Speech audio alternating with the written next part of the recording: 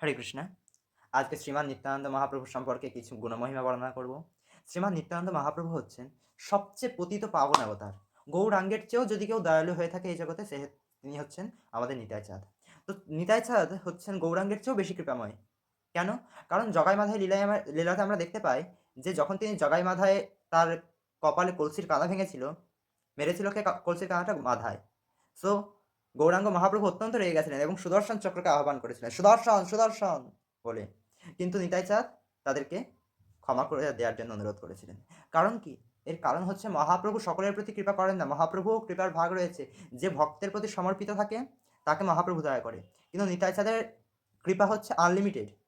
তিনি সকলের ওপর কৃপা করেন। এমন নয় যে তিনি ভক্তের ওপরই কৃপা করবেন। যদি কোনো অভক্তও তার শ্রীচরণের পদ্মে আশ্রয় নেয়, তার উপরে তিনি কৃপা করবেন, তার কৃপা দৃষ্টি বর্ষণ করবেন। কিন্তু আমরা দেখতে পাই এই নিতাই চাঁদই বলরাম ছিল পূর্বজন্মে।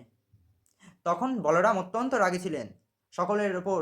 যে ভক্ত বিদেশী হতো অথবা যে অসুর প্রবৃত্তির হতো তার উপরই তিনি তার মানে হলধর হল চালিয়ে দিতেন। তাকে তার উপর প্রচুর ক্রোধ করতেন।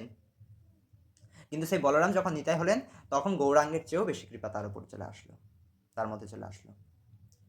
আর এই নিতাই চাঁদ এর কৃপা ছাড়া যদি কেউ চিন্তা করে যে আমি রাধাকৃষ্ণের যুগল সরকারের আশ্রিত হব, কিন্তু যদি নিতাই চাঁদের আশ্রয় না নেয়, তাহলে তাহলে বলছে কি, নিতাইয়ের করুণা হবে, ব্রজে রাধা কৃষ্ণ পাবে, নিতাই